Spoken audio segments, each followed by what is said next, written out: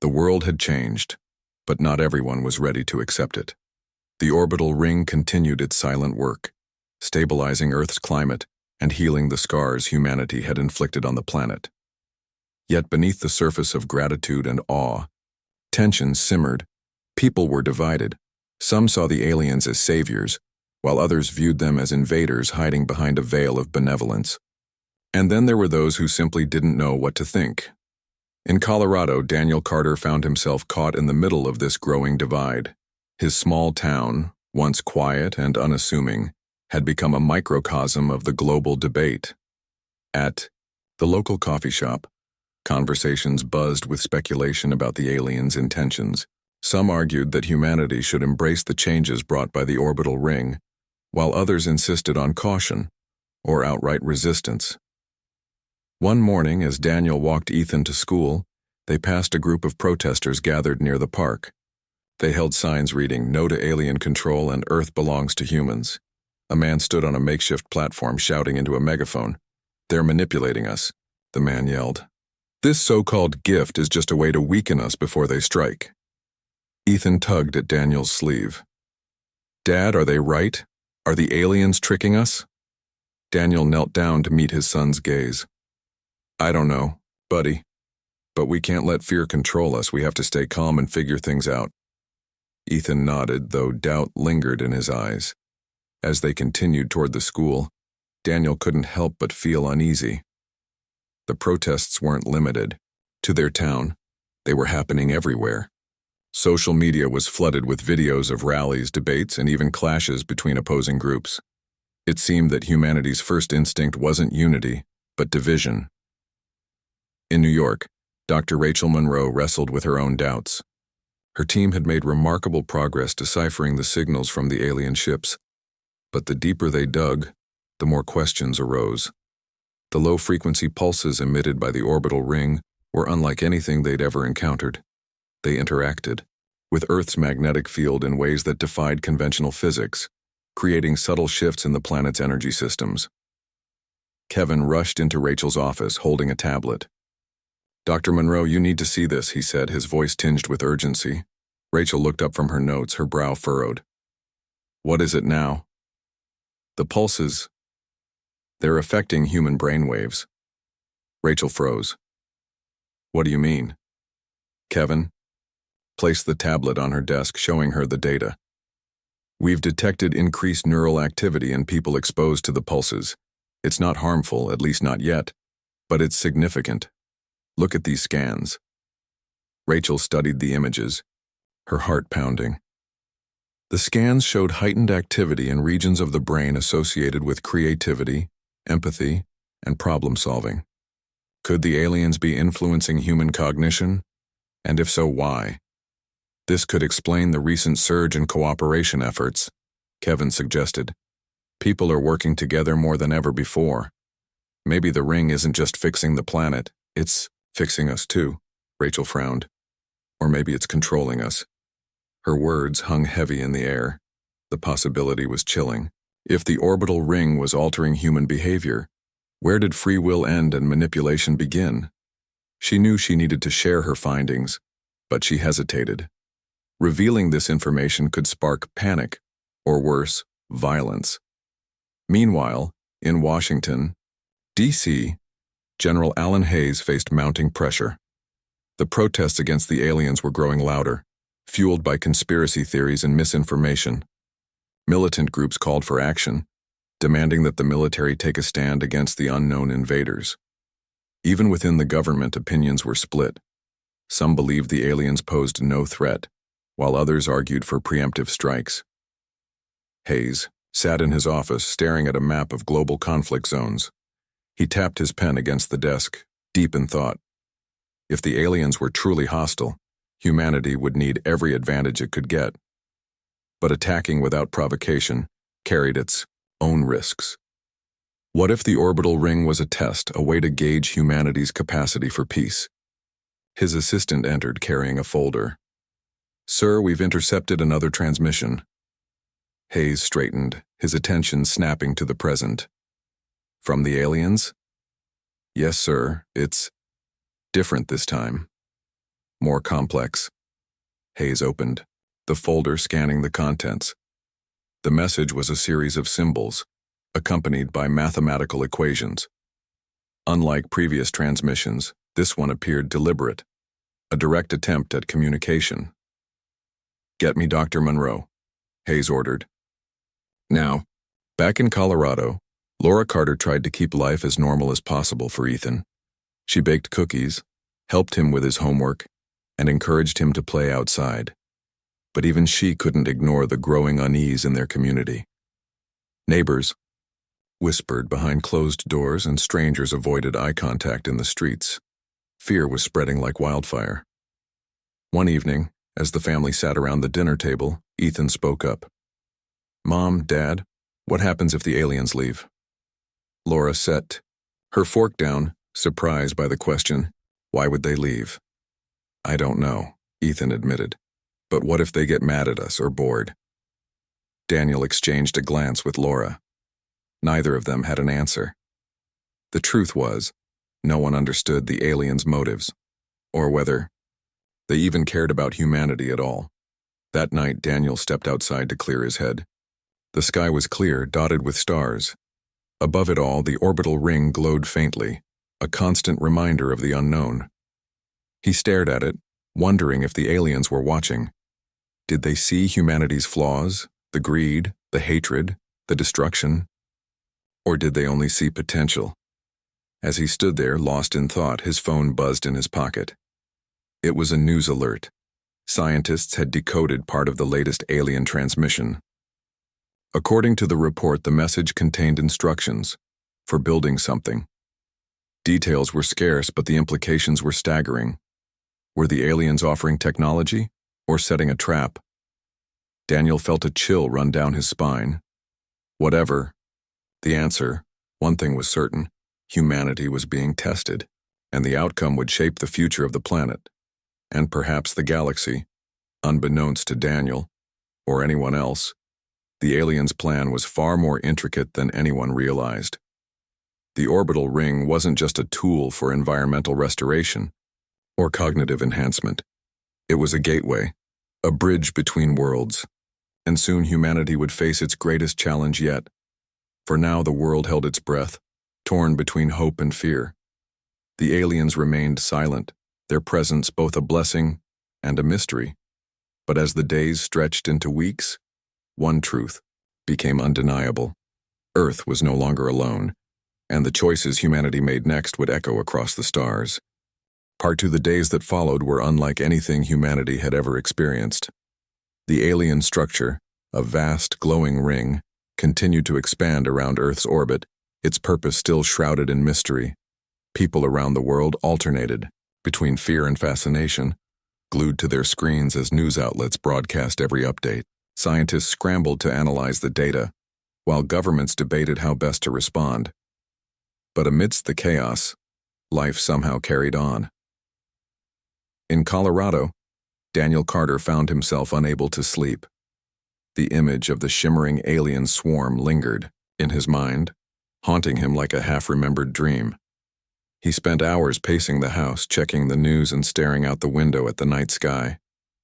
Laura tried to comfort him, but even she couldn't shake the unease that had settled over their home. Ethan, however, was different. To him, the aliens weren't terrifying. They were exciting. "Do you think they'll talk to us?" Ethan asked one morning as he sat at the kitchen table eating cereal. His voice was filled with curiosity rather than fear. "I hope so," Daniel replied, sipping his coffee. "But until then, we just have to wait." Laura glanced at her husband, her brow furrowed. What if they don't want to talk? What if they're here for something else? Daniel didn't answer. He didn't know what to say. The uncertainty gnawed at him, leaving him restless and irritable. That afternoon, he decided to drive into town to clear his head. The streets were eerily quiet, with most people staying indoors or glued to their TVs. A few brave souls stood outside, looking up at the sky as though expecting the aliens to descend at any moment. At the local diner, Daniel ran into his neighbor, Sarah Bennett. She was sitting alone in a booth, scrolling through her phone. When she saw him, she waved him over. "You look like you haven't slept in days," Sarah said, offering a weak smile. "I could say the same about you," Daniel replied, sliding into the seat across from her. Sarah sighed, setting her phone down. "It's hard not to feel powerless, you know? Like we're just sitting ducks waiting for whatever happens next." Daniel nodded. "Yeah, I get it. But what can we do? This isn't exactly something you can fight off with a shotgun," Rike chuckled despite herself. "True, still, it'd be nice to know what they want. Do you think they're friendly?" Before Daniel could answer, the diner's TV flickered to life, interrupting their conversation. A breaking news alert flashed across the screen, accompanied by footage of Dr. Rachel Monroe speaking at a press conference. Her voice was calm but firm as she addressed the nation. "We've made significant progress in analyzing the signals emitted by the alien vessels," she explained. "While we cannot yet confirm their intentions, the patterns suggest a form of communication. We are working diligently to decipher their meaning." The room fell silent as everyone turned to watch. Even the diner's cook paused mid-flip of a pancake, his spatula hovering in the air. For the first time since the aliens arrived, there was a glimmer of hope. If they were communicating, perhaps they weren't hostile after all. Back in New York, Rachel Monroe felt the weight of the world pressing down on her shoulders. She hadn't slept in 2 days, surviving on caffeine and adrenaline. Her team worked tirelessly alongside her, poring over reams of data and running simulations. Every hour brought new discoveries and new questions. Kevin burst into her office once again, this time holding a stack of papers. "Dr. Monroe, you need to see this," he said breathlessly. Rachel looked up from her computer, rubbing her tired eyes. "What is it now?" "It's the orbital ring. We've detected fluctuations in its energy output. It's stabilizing Earth's atmosphere." Rachel froze, her exhaustion momentarily forgotten. "What do you mean, stabilizing?" Kevin handed her the papers. "Look at these readings. The ring is counteracting climate shifts, slowing down hurricanes, reducing greenhouse gases, even repairing parts of the ozone layer. It's like it's healing the planet." Rachel stared at the data, her heart racing. Could it be true? Were the aliens not invaders, but saviors? She quickly gathered her team, sharing the findings with them. Together, they began piecing together the implications. Meanwhile, in Washington, D.C., General Alan Hayes received an urgent briefing.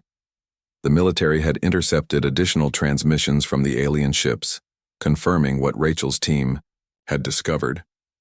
The orbital ring wasn't a weapon, it was a tool designed to protect and preserve Earth. "This changes everything," Hayes muttered, leaning back in his chair. He pinched the bridge of his nose, his mind racing. If the aliens weren't hostile, then why hadn't they communicated directly? Why leave humanity guessing? One of his advisors spoke up. "Sir, maybe they're testing us, seeing how we react before making contact. Or maybe they don't care about us at all," another chimed in. "Maybe the ring is automated and they're just machines carrying out a program." Hayes frowned. Both possibilities were unsettling in their own way. Either the aliens were watching, judging humanity's response, or they viewed Earth as nothing more than a project, unworthy of direct interaction. As the days passed, the effects of the orbital ring became undeniable. Weather patterns stabilized, crops thrived, and pollution levels plummeted. People celebrated the sudden reversal of environmental damage, hailing the ring as a miracle. Protesters who had initially feared the aliens now held signs thanking them. Social media buzzed with hashtags like "Junk Alien Saviors" and "Tiger Earth Reborn." But not everyone was convinced. Conspiracy theories flourished online, claiming the ring was a precursor to invasion or enslavement. Some fringe groups even called for immediate action against the aliens, arguing that humanity shouldn't rely on extraterrestrial intervention. Tensions simmered beneath the surface, threatening to boil over. In Colorado, Daniel noticed a shift in the mood around town. While many embraced the newfound optimism, others remained wary. At the grocery store, he overheard 2 men arguing about whether the aliens should be trusted. One insisted they were gods sent to save Earth. The other claimed they were demons, in disguise. Daniel shook his head and hurried away, unwilling to engage. When he returned home, Laura greeted him with a worried expression. "Did you hear? There's going to be a rally in Denver tomorrow. Some group is calling for resistance against the aliens." Daniel frowned. "Resistance? Against what? They've done nothing but help us." "I know," Laura said softly. "But fear makes people do strange things." That night, Daniel lay awake, staring at the ceiling. He thought about the aliens, the ring, and the future of humanity. Despite the improvements to the planet, he couldn't shake the feeling that something was missing. The aliens hadn't spoken. They hadn't shown themselves. Their silence was deafening, unbeknownst to Daniel, or anyone else. The aliens' work wasn't finished. High above Earth, the orbital ring began emitting low-frequency pulses. These pulses traveled deep into the planet's core, interacting with its magnetic field. Scientists around the world detected the phenomenon but struggled to explain it. Was it harmless, or was it a prelude to something greater? Rachel Monroe worked late into the night, analyzing the pulses. Her instincts told her they were important, perhaps even crucial, but she couldn't yet determine why. As dawn approached, she finally allowed herself a moment of rest, collapsing onto the couch in her office. Outside her window, the first light of morning bathed the city in gold. Little did she, or anyone, realize that the true test was only beginning. The orbital ring wasn't just a gift. It was a challenge, and humanity would soon discover whether it was worthy of such generosity. For now the world held its breath, caught between gratitude and suspicion. The aliens remained silent guardians, their motives unclear. But as the days stretched into weeks, one thing became certain. Earth would never be the same again. The sky above Earth was a deep shade of orange, painted by the setting sun as it dipped below the horizon. The air carried an unusual stillness, one that made people uneasy, despite the beauty of the moment. In a small town in Colorado, Daniel Carter stood on his porch, staring at the strange lights hovering high above the mountains. He wasn't alone. His wife Laura and their 10-year-old son Ethan were beside him, their faces illuminated by both the fading sunlight and the eerie glow from the heavens. "Do you think they're really aliens?" Ethan asked, his voice barely above a whisper. His wide eyes reflected the light, filled with both wonder and fear. Daniel hesitated before answering. He had always been a practical man, someone who believed in facts rather than speculation, but what he saw now defied all logic. "I don't know, buddy," he finally said, placing a reassuring hand on Ethan's shoulder. "But whatever they are, we'll figure it out." Laura didn't say anything. She just clutched her sweater tighter around herself, her gaze fixed on the glowing shapes. They weren't like any aircraft she'd ever seen. They moved with purpose, gliding silently across the sky without leaving trails or making noise. It was unnatural, or maybe supernatural, she thought, though she quickly pushed the idea away. Across the globe, similar scenes played out. People gathered in streets, parks, and rooftops to watch the mysterious visitors. News channels buzzed, with theories ranging from government experiments to extraterrestrial invasions. Social media exploded with videos and photos, each caption more alarming than the last. Governments scrambled to respond, but no official statement came. For once, humanity felt truly united, not by celebration or tragedy, but by confusion and dread. In New York City, Dr. Rachel Monroe sat in her dimly lit office at Columbia University, poring over data streaming in from satellites. As an astrophysicist, she had spent years studying anomalies in space, but nothing prepared her for this. Her computer screen displayed images of massive objects orbiting Earth, far too large to be natural phenomena. Their shape suggested design, intelligent design. Rachel leaned back in her chair, rubbing her temples. She had been working nonstop, for hours, trying to make sense of the readings. Her assistant, Kevin, burst into the room, his face pale. "Dr. Monroe, you need to see this," he said, holding up his tablet. On the screen was footage captured by a weather satellite. One of the alien ships had descended closer to Earth, revealing intricate patterns etched into its surface. It looked almost organic, as if it were alive. "What do you think it means?" Kevin asked nervously. I don't know yet, Rachel replied, her tone calm but firm. But I intend to find out. Meanwhile, in Washington, D.C., General Alan Hayes paced the length of a secure conference room. Around the table sat key members of the Joint Chiefs of Staff, along with representatives from NASA and the Department of Defense. Everyone was tense, speaking in hushed tones about potential threats. No one knew how to proceed. The aliens hadn't attacked, they hadn't even communicated, but their presence loomed like a storm cloud ready to burst.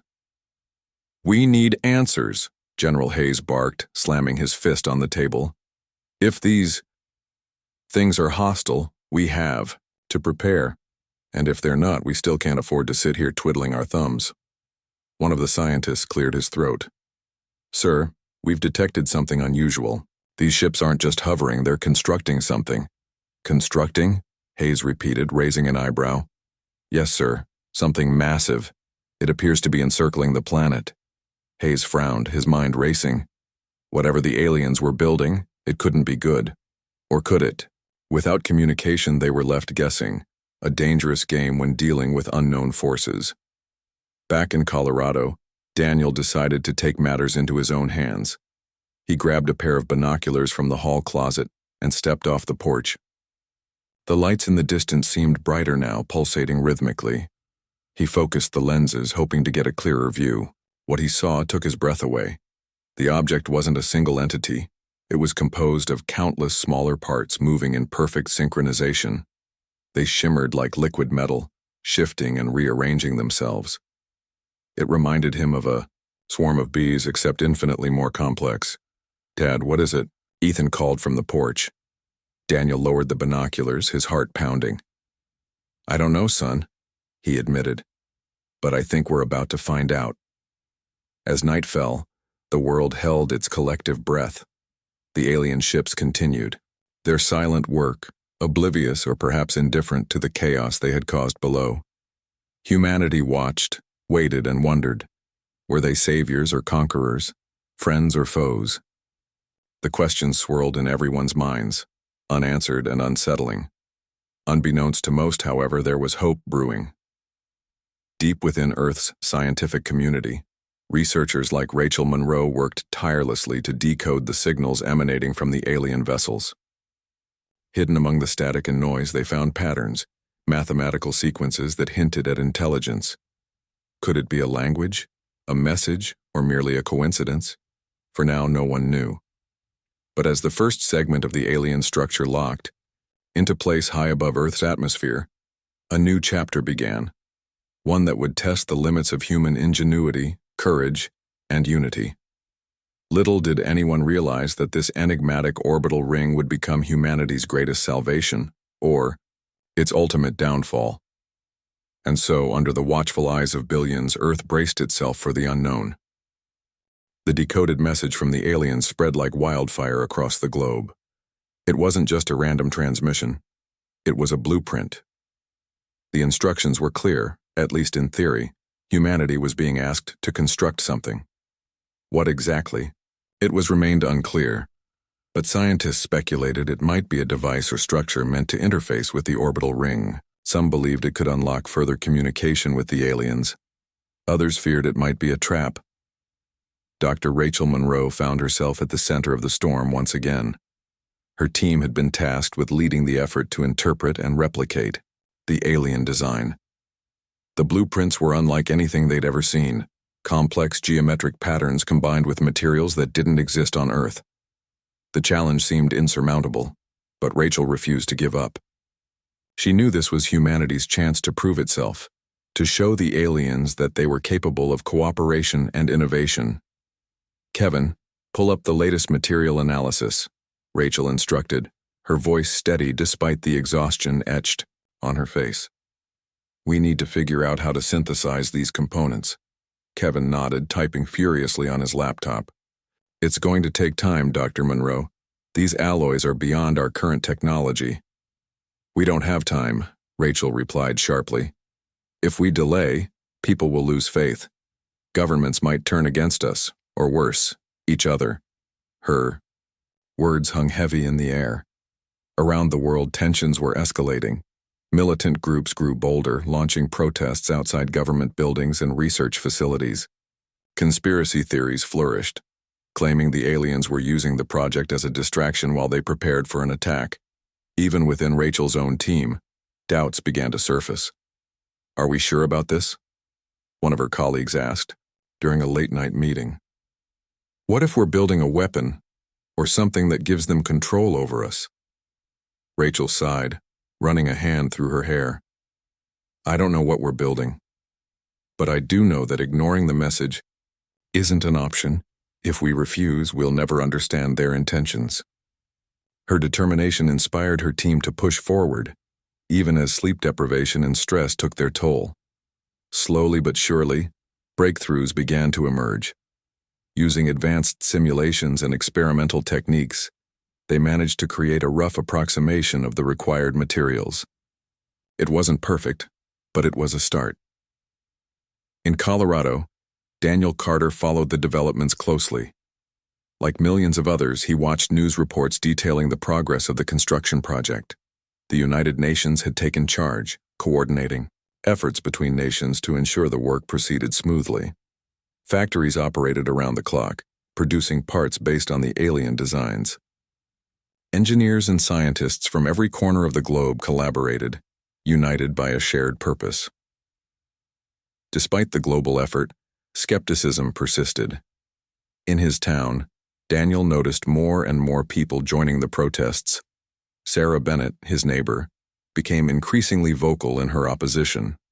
She attended rallies and posted videos online, warning of the dangers posed by the aliens. "They're playing us," Sarah told Daniel one evening as they stood on her porch, watching the sunset. "This whole project is just a way to make us dependent on them." Daniel shook his head. "Maybe.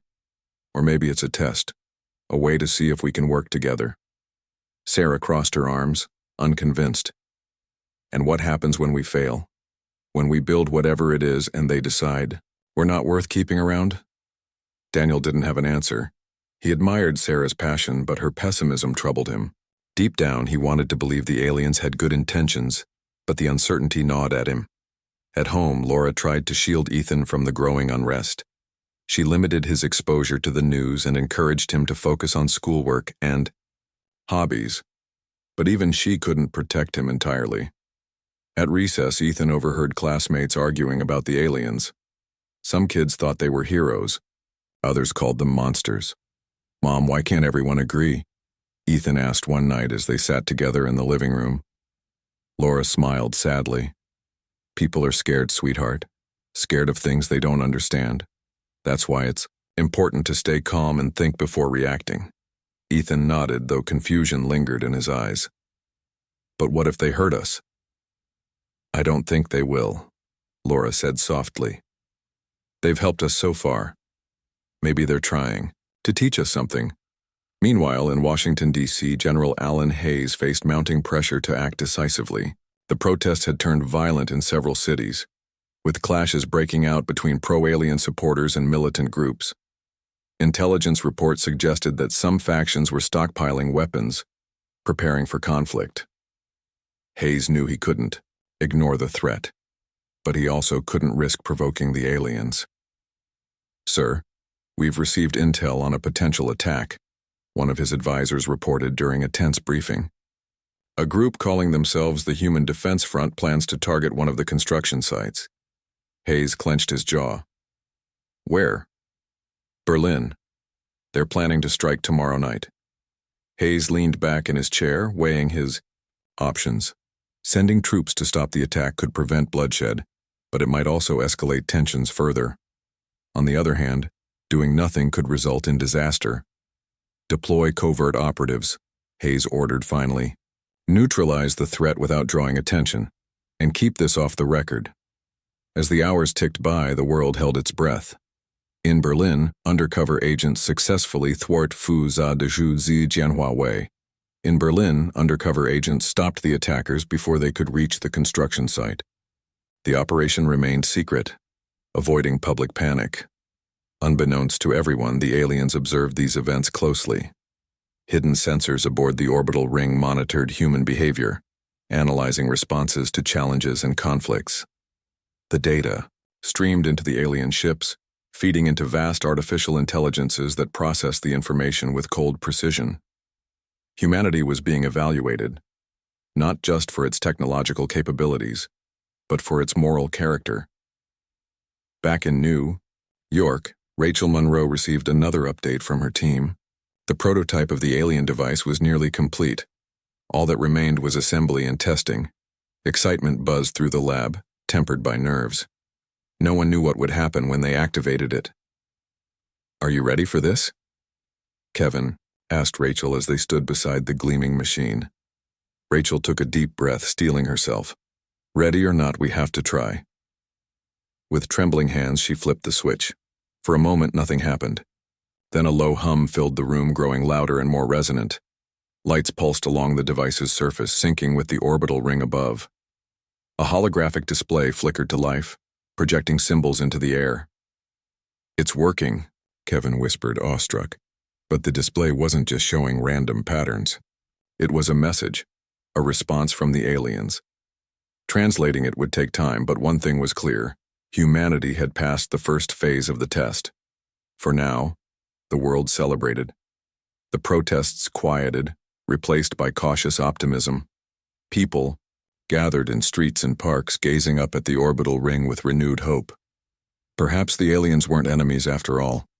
Perhaps they were teachers, guiding humanity toward a brighter future. But Rachel knew better than to relax. The message hinted at more challenges ahead. Whatever came next, humanity would need to stay united and vigilant, because in the vastness of space, trust was a fragile thing. As dawn broke over Earth, the orbital ring shimmered brightly, casting its glow across continents and oceans. Below it, billions of lives intertwined, bound together by curiosity, fear, and the desire to survive. The aliens had given humanity a second chance, but whether they would seize it remained to be seen. The message from the aliens was both thrilling and unsettling. Humanity had succeeded in building the device, and the orbital ring responded with a new transmission. This time the symbols were clearer, almost like instructions, but they carried an undertone of warning.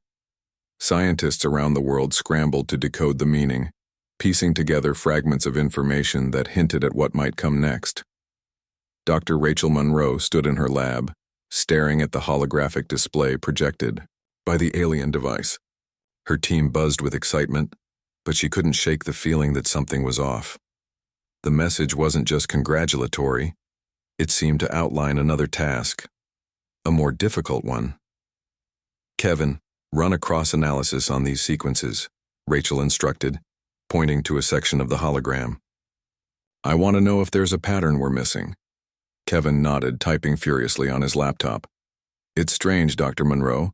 Some parts look familiar, like variations of the original blueprints, but others are completely new. It's almost like they're testing us again." Rachel frowned. "Testing us for what?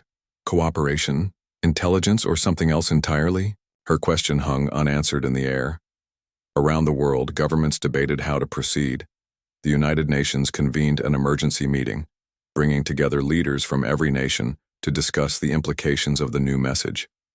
Was humanity ready for another challenge? And what would happen if they failed?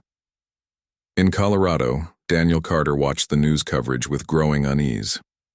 The decoded fragments of the message revealed that the aliens wanted humanity to construct not one, but multiple devices, each designed to amplify the effects of the orbital ring.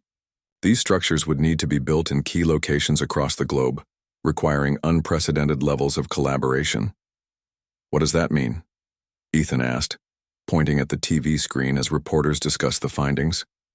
"It means we have to work together," Daniel replied, trying to sound reassuring. "Every country needs to help." "But what if some countries don't want to?" Ethan pressed, his young mind already grasping the complexity of the situation. Daniel hesitated.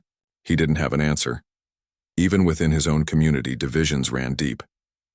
Sarah Bennett continued to voice her concerns, organizing protests against the project. She argued that relying on alien technology made humanity vulnerable and dependent. "They're turning us into puppets," Sarah declared during a rally in the town square. "We don't even know what these devices do." Her words resonated with many, fueling resistance to the global effort. Protests erupted in cities worldwide, with demonstrators demanding transparency and accountability. Governments struggled to maintain order, caught between appeasing their citizens and complying with the aliens' requests. In Washington, D.C., General Alan Hayes faced mounting pressure. Military advisors warned of potential sabotage, urging him to deploy troops to protect the construction sites. But Hayes knew that overt displays of force could backfire, provoking further unrest. "We need to tread carefully," Hayes told his staff during a strategy meeting. "If we overreact, we risk alienating the very people we're trying to unite." His cautious approach paid off, for now.